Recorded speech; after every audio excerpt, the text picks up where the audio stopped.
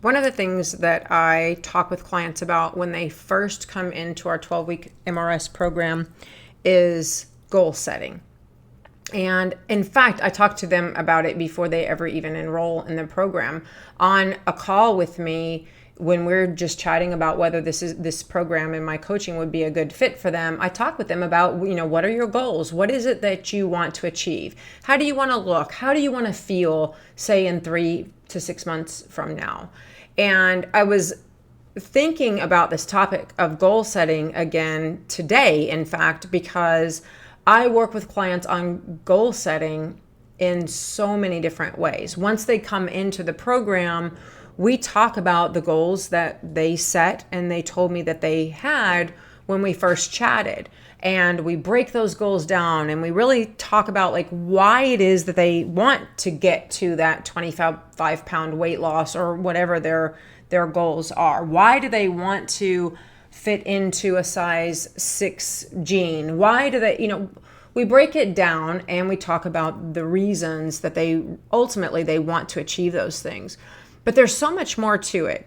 And I was doing a mindset coaching call today with clients, and I was sharing with them even more in-depth information about being really effective with their goals and how to get to those outcome goals that they have for themselves in the quickest time, in the most sustainable way, in a way that's going to actually truly create lasting change for them. And I gave them an assignment.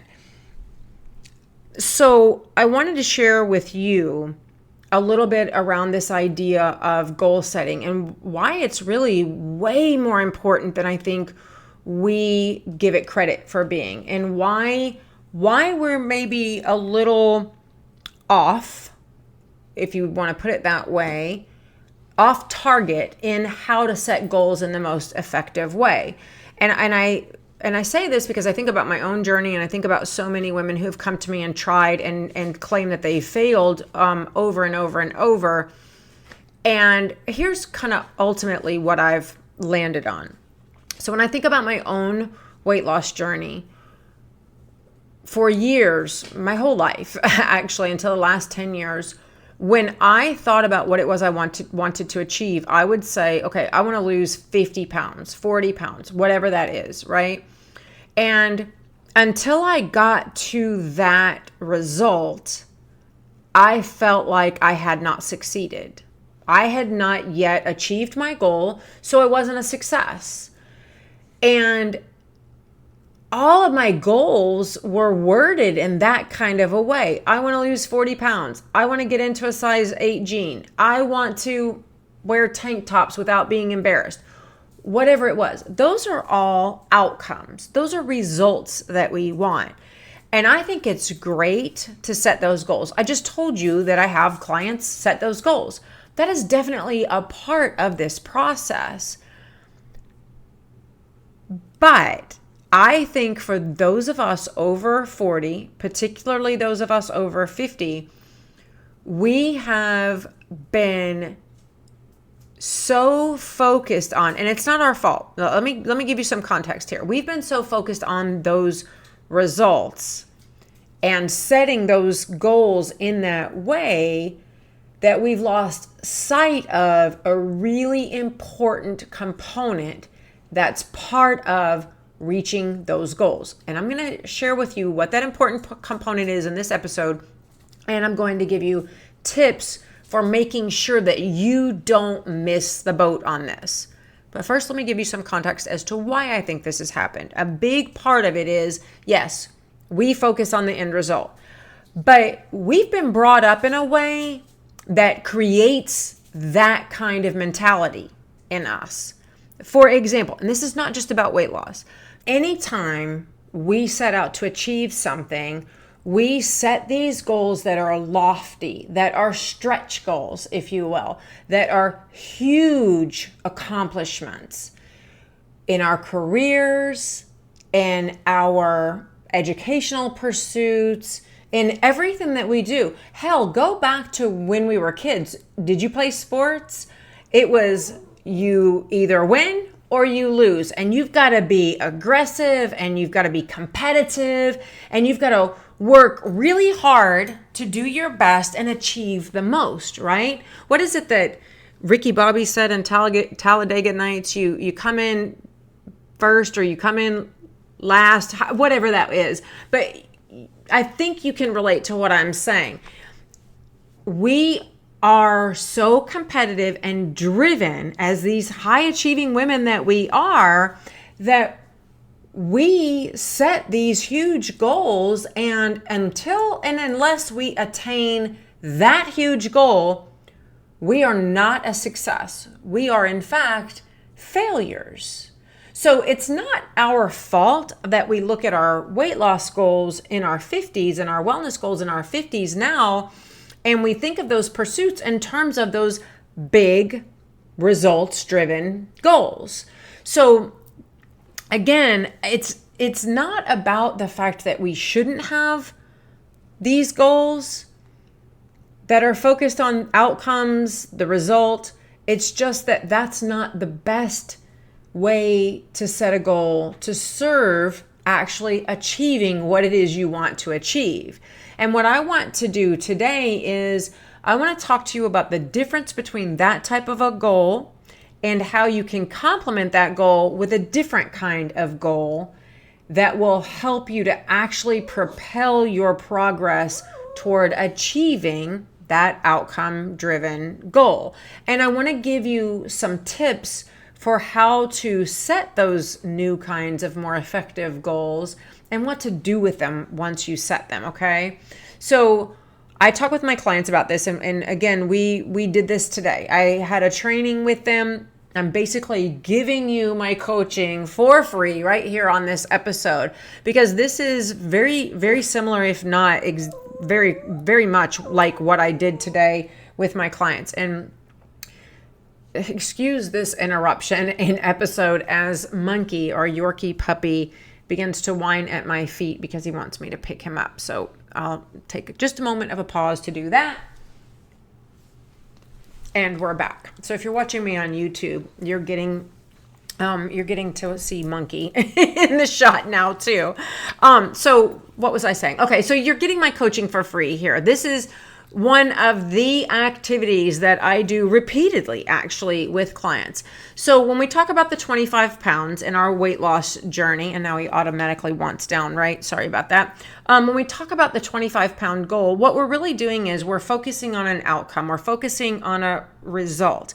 And again, we do that in our program. I work with clients on them identifying those goals. You have to know what you want to achieve in order for you to actually get there, right? But a great way to stay motivated toward that goal while you're on your way to it, which is so difficult when you're working on weight loss, right? To stay motivated for a long enough period of time to get to that result. A great way to keep that motivation going as you build the momentum that you need to get there, and for you to feel a sense of satisfaction and fulfillment on that journey. A great way for you to do that is to create what I call effort-focused goals. And these are a different kind of goal that are much more effective to help, again, you propel you toward that outcome goal. And it goes like this, okay? Set your outcome goal. Let's just say it's 25 pounds. You want to lose 25 pounds in the next, 3 to 4 months. What you need to do is focus in incremental ways on what is going to get you to that outcome goal with effort-focused goals. And what I'm going to do today is I'm going to give you some tips on how to focus those effort goals in a way that will definitely help you move forward with your progress. And again, this is something that you can use in all different areas of your life, with your career, with your relationship, with saving money, your finances. But I'm going to focus it really here on and stay really focused on your weight loss and your wellness. Okay, so here are some tips for how to create really effective effort goals.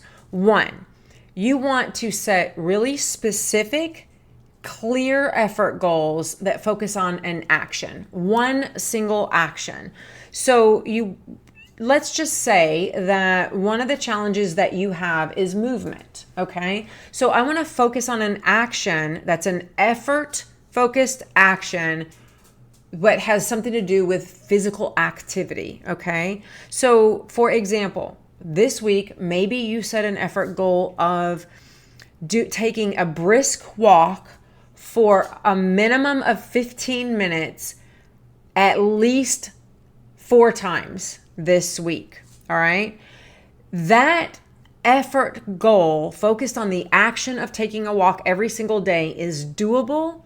It has a specific amount of minutes to it. It has a number of days to it. And it's easy at the end of the day to say, okay, I made this effort. I took this action today. So focusing on a very specific action, and you can do that for food. You can do that for something around your mindset. You can do it in lots of different ways, but a specific action that will move you toward your 20-pound weight loss goal, right? The second one is for you, in addition to focusing on action goals, you can focus on process goals. These are the kinds of goals that you take an effort in the name of working the process. Now, our clients can very easily do this in our 12-week MRS program because there is a process. There's a method to our madness, if you will. There's definitely a process that is not just about food. It's not just about fitness, but it incorporates all different components of mindset and metabolism and hormones and lots of different areas. And so they have different processes that they need to follow, and they need it to become part of who they are. So let's just say you are you want to work on improving your healthy lifestyle. That's a process, right? So maybe instead of fixating on, for this effort goal, fixating on the pounds that you want to lose, or I don't know, the size jeans you want to get into, you would create a goal that focuses on the process of improving your healthy lifestyle.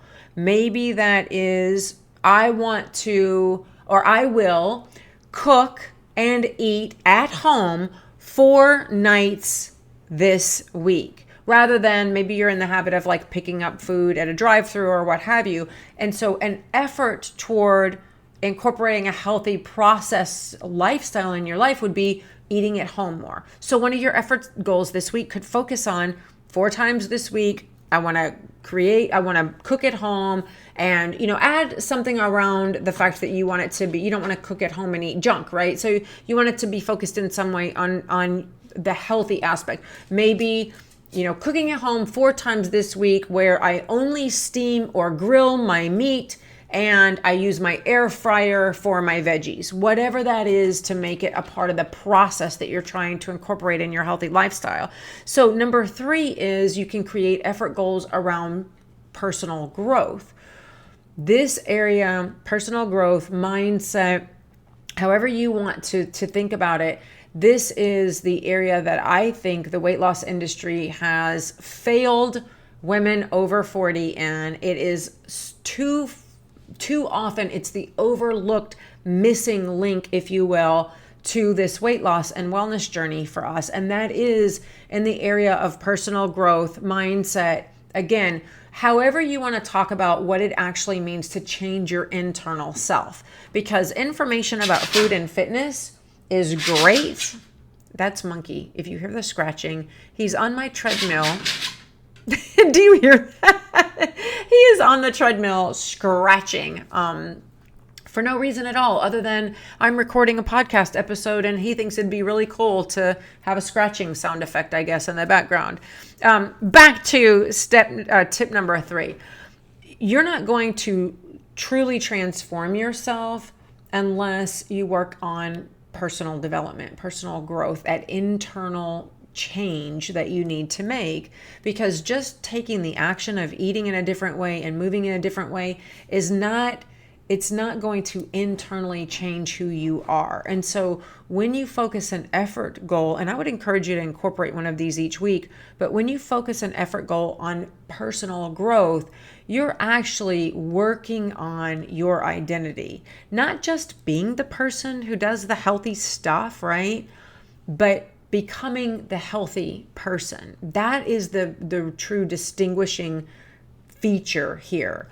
So, that it might look like an effort goal that has to do with stress management, or listening, improving your mindfulness, becoming more aware of what you're doing. And so, for example, you might set an effort goal of spending 10 minutes every day using or practicing breathing exercises that you learned from a book about stress management. Or maybe it is, in fact, spending 10 minutes a day reading a book about stress management, or listening to a podcast on some aspect of relationship building, or whatever it is that you need to do to change the internal personal identity that you now hold, so that it becomes more of the best self identity that you want to achieve. So that's number 3, personal growth. Number 4 is to really break down these goals into milestones and celebrate those milestones. So we know, you probably have heard that if you want to lose 20 pounds, don't try to eat the elephant all at one time, right? You eat an elephant one bite at a time. Well, the same way with an outcome goal like losing 20 pounds, you don't want to just focus on that outcome goal, but you want to break that 20 pounds down into incremental milestones, right? Well, in the same way, you want to put effort into, or right along with that, I should say, you want to put effort into celebrating the milestones along this weight loss and health journey. And so an effort goal may have something to do with how you celebrate the milestones. For example, at the end of each day, I will write in a journal about 2 decisions I made or actions I took every day this week that moved me toward my goal. By the act of putting effort into celebrating those milestones, celebrating the positive actions that you took each day, you are in fact celebrating a milestone. You're putting effort into that. So it's kind of sounds like circular thinking, but it actually works. So you can create effort goals around celebrating the milestones. And I would encourage you to do that, especially if you are someone who has a hard time praising yourself along the way. And a lot of the women that we work with have a very difficult time. And I, in fact, will implicate myself here. This is something I continue to work on. Taking pause to think about what I've done that works well, what I've done that is on track, what I've done that moves me forward, that's really hard for me. Trust me when I tell you, and I bet a lot of you can relate to this, I don't have a problem at all finding areas where I'm flawed, finding areas where I quote unquote made mistakes, finding areas that I can criticize. But when it comes to celebrating progress, that is really difficult for so many of us. So creating an effort goal each week that forces you to take action in that celebratory way is a very good baby step toward learning to stop so much criticism and really praise yourself when you've done well. So celebrating milestone effort goals. The next tip that I would give you is to create effort goals around the learning process itself. So in our 12-week program, we work with clients on an educational component, teaching them about not just what to do, but how they should do it and why they should do those things. So there's this educational component, because if you work with me, I don't want to just tell you what to do. If I do that, you're not going to know what to do once I'm not coaching you anymore, right? And so part of coaching you is also teaching you how and why it works. That's the learning process, right? There's the implementation piece and there's the educational piece. And I coach our clients on both of those areas. You've got to embrace that learning process though, and make it habit, take action on, put effort into embracing the learning process. So for our clients, these kinds of effort goals are really easy to create each week because they have an entire course that I have written that they have weekly modules with individual lessons, and they can create effort goals around the idea of, I will spend 15 minutes, 3 days this week going through my MRS course lessons and writing one thing that I have learned and sharing it in our private client community. You can do the same kind of thing by creating effort goals around reading books, perhaps attending a workshop, maybe consulting with an expert in the area, but something that you can put effort into enhancing your knowledge and creating a space where you can make healthier choices and decisions from that space. It could be a podcast. It can be a book. It can be, like I said, doing free workshops. If you're in my Total Wellness free community on Facebook, this effort goal might look something like or sound something like, I will go into the Total Wellness group 3 times this week and listen to the live trainings that Lori has done around how to eat healthier, how to make choices at restaurants, how to, exercise or incorporate movement in a healthy way. But you can find a variety of free trainings in that Facebook group. So there's a plug for joining my free Total Wellness group.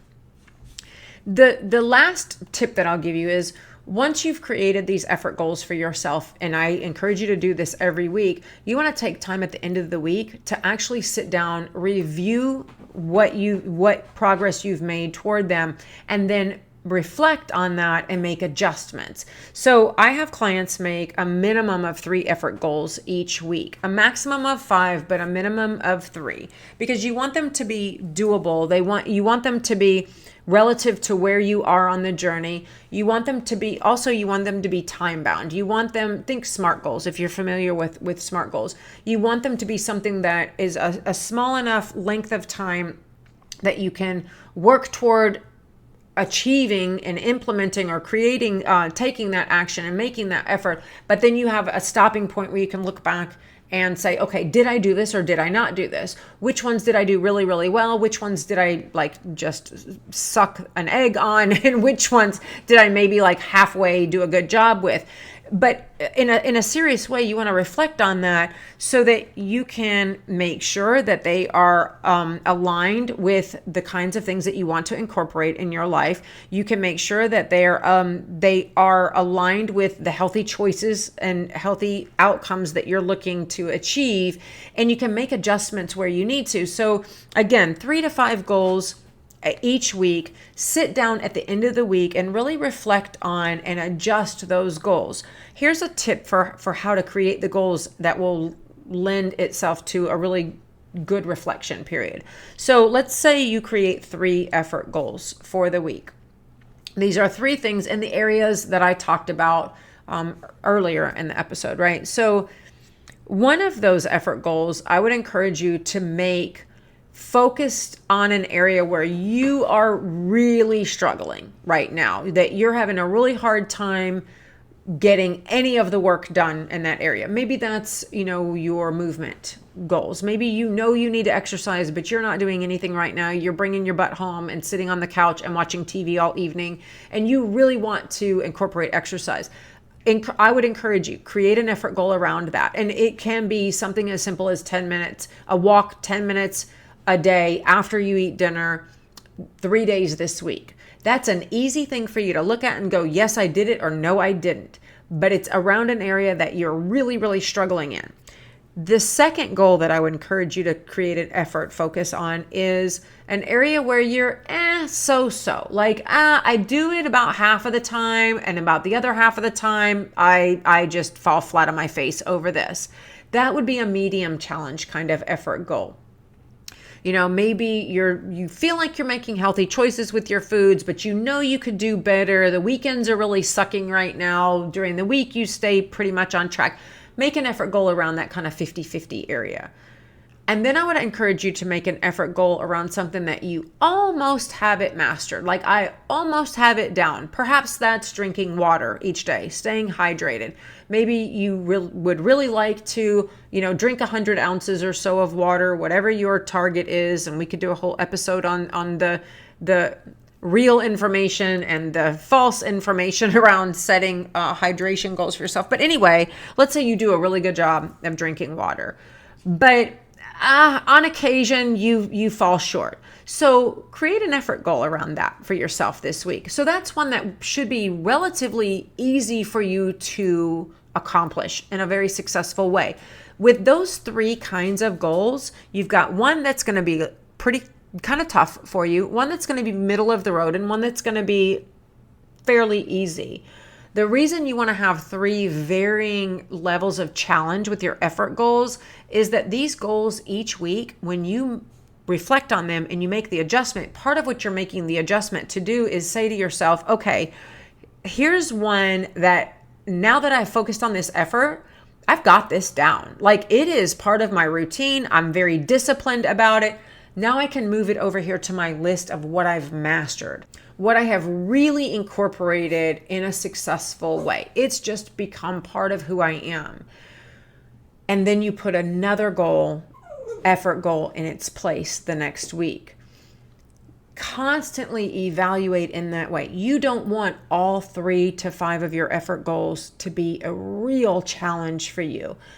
If you create them that way, while again, that may be part of your nature to like really challenge yourself, you're setting yourself up for not being as successful. And remember, the goal here is for you to master these efforts, because when the more of them you master, the faster you master them, the more they become not just the things that you do, but part of who you are, the quicker you are able to reach the outcome goals that you have in a sustainable way, because they just become actions that are part of who you are. You move from being the person who does the healthy things to the healthy person. And that is a major shift. Going from the person who takes the action to actually being the person who lives in that way, that is when you have a true transformation. That is what you're actually after if you want long-term success with your weight and your health. That is when it becomes second nature to live in this healthy way. That is when you actually change your lifestyle. And that's what you have to be after if you want to never start over again on Monday or next month or next year. I hope these were helpful tips for you guys. If you have any questions, please reach out to me. You can email me. You can see the show notes for my email address. You can see the show notes for how to follow me on Facebook or Instagram, and certainly send me a private message there. I chat with women all the time in private message or DMs, and I would love to hear what your questions are, what your comments are, what your thoughts are. If this was helpful to you, take 2 seconds and rate this episode. Share it with a friend who can also find the podcast and soak up all of this information and use it to her benefit. And I would love it if you would write a review. I'm thrilled that you were here with me today, and I will see you right back here next week. Same time, same place. And until then, talk to you soon.